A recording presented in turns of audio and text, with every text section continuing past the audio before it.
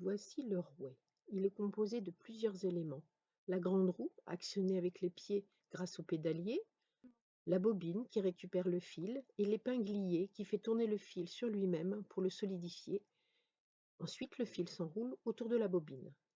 C'est la grande courroie de la grande roue qui permet la torsion du fil et la petite serre au bobinage. Je reprends le fil déjà présent sur la bobine qui va maintenant être assemblé avec le ruban de garde que j'avais préparé. Pour commencer, je laisse tourner un instant afin que les fibres puissent s'accrocher entre elles. Le fil se forme grâce à la torsion. Petit à petit, je laisse passer une faible quantité de poils. Parfois, je dois arrêter le rouet pour étirer davantage le ruban de garde. Si je continue à tourner pendant ce réajustement, le fil devient trop torsadé et perd sa régularité.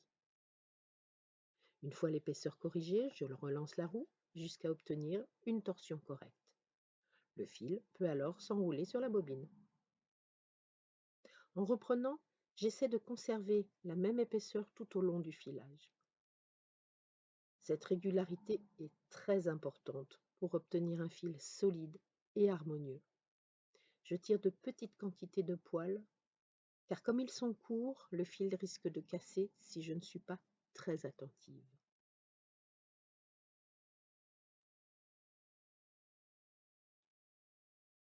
Tout au long du filage, je dois aussi régulièrement déplacer les anneaux du guide de fil afin que la bobine se remplisse uniformément.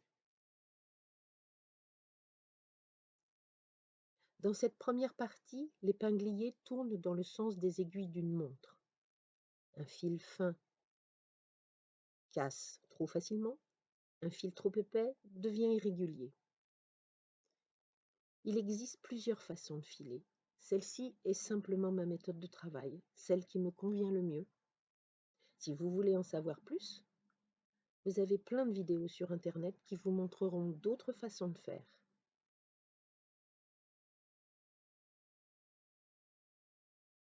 Ma main gauche contrôle la quantité de fibres laissées au filage, tandis que ma main droite étire les fibres pour obtenir l'épaisseur souhaitée. C'est un travail long, minutieux et répétitif. Il faut plusieurs heures pour avoir une pelote prête à être utilisée.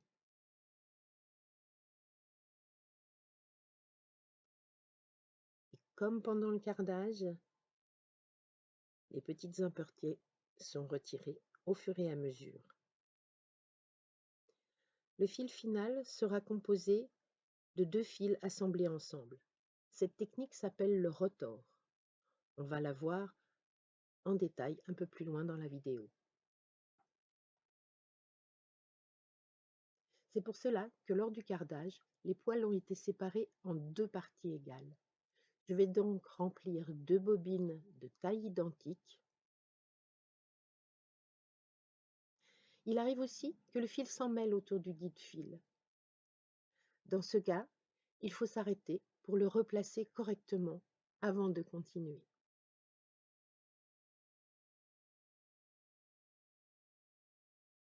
Et je relance.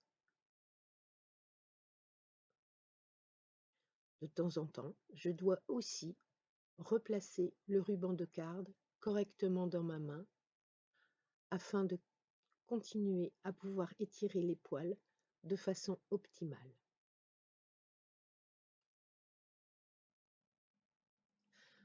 Voici en accéléré comment filer le poil de chien. C'est la même chose pour les poils de chat, lapin et autres animaux de compagnie à poil touffu. Une fois le ruban de garde complètement filé, si on veut faire une pause, on bloque le fil sur le crochet.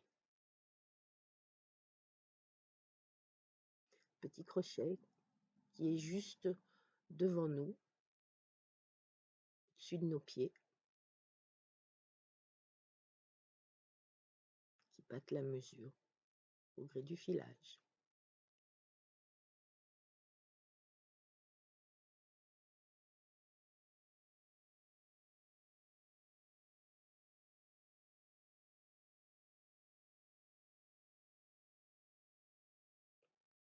Et voilà, on est au bout du fil. et on va placer le bout du fil sur ce petit crochet pour le bloquer. Maintenant la laine. Voyons, l'installation est identique. En revanche, les fibres étant plus longues, le filage est beaucoup plus simple. La laine s'accroche naturellement beaucoup mieux à elle-même que les poils de chien. Je peux donc être un peu moins attentive, laisser davantage d'espace en mettant entre mes doigts, et le fil casse moins souvent. Le travail est donc plus reposant.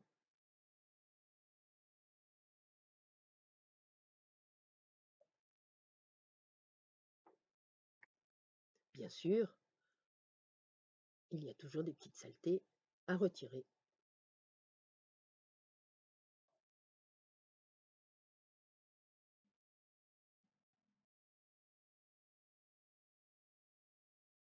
Lorsqu'un ruban card est terminé, il faut raccorder un nouveau ruban pour poursuivre le filage, et ainsi de suite, jusqu'à remplir la bobine en entier. Et si je dois m'arrêter avant, le fil est bloqué sur le crochet afin de ne pas le perdre. Comme pour le poil de chien.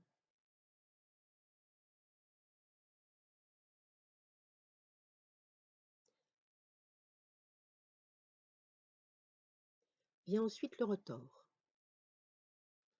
Les deux fils réalisés séparément vont maintenant être assemblés pour former un fil définitif à 2 brins.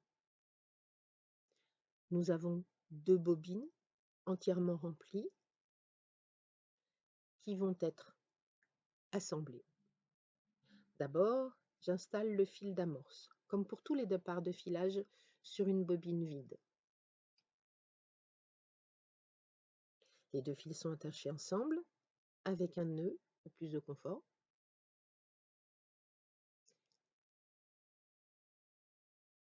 Les deux bobines sont par terre à côté des pédales.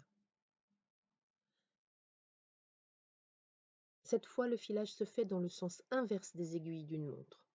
Très important et logique. Les deux fils viennent alors se torsader ensemble pour créer un fil plus solide et plus stable. Cette étape n'est pas compliquée, mais elle demande du temps et de l'attention pour que les deux fils se mélangent régulièrement et que l'on remplisse la bobine en entier. Bien sûr, il ne faut pas oublier de décaler le guide-fil pour répartir le fil régulièrement sur toute la bobine.